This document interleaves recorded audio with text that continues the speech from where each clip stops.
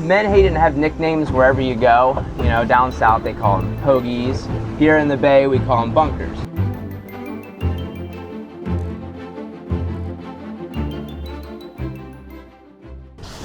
My name is John Henry Wehner. I work for Tidewater Charters. I've been running on the bay my whole life. How I would describe a Menhaden is it's the fuel for the bay. Everything eats a Menhaden or relies on a Menhaden in the bay. From the ospreys, the dolphins, all your game fish. A Menhaden, you know, is a silver blue fish. You know, he's silver, he's got blue, but biggest thing, I swear, is their tail is yellow. So like a lot of my lures that I fish, you know, will either be yellow or chartreuse. When I realized just how important they are is when I started using them for bait and fishing around Menhaden schools. You know, in the summertime, you're out in the bay and you find a big school of bunkers or Menhaden, there's gonna be fish on it. Whether it's bluefish below it or cobia sitting on top of it, or even a couple times this past summer, I saw a school of Menhaden run into a school of red drum and it looked like the water was boiling. Striped bass also, their favorite food is a Menhaden. If they don't have that, you know, they starve.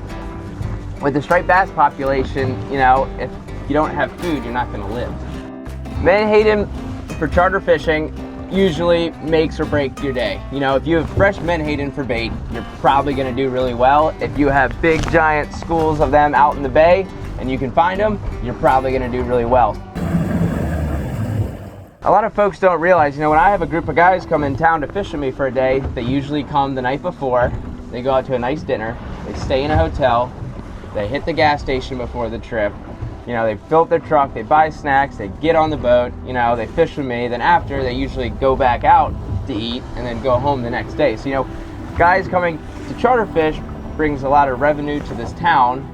So what the bunkers are facing is they are facing an industrial company, Omega, and their quota is way too high and they're taking, you know, more than the bay can handle. It's not sustainable. You know, the bait fishery guys, it's not them that's doing, I don't even think they're putting a dent in the bunkers. You know, Omega, I mean, you can sit out here and watch them pull up a gigantic net full of bunkers. And you look at it and it's like, how is that sustainable? Growing up, you know, every year is tougher and tougher to find them. This summer, it was very few bunker schools in the bay, and the bay needs them, and we've got to do something before it's too late.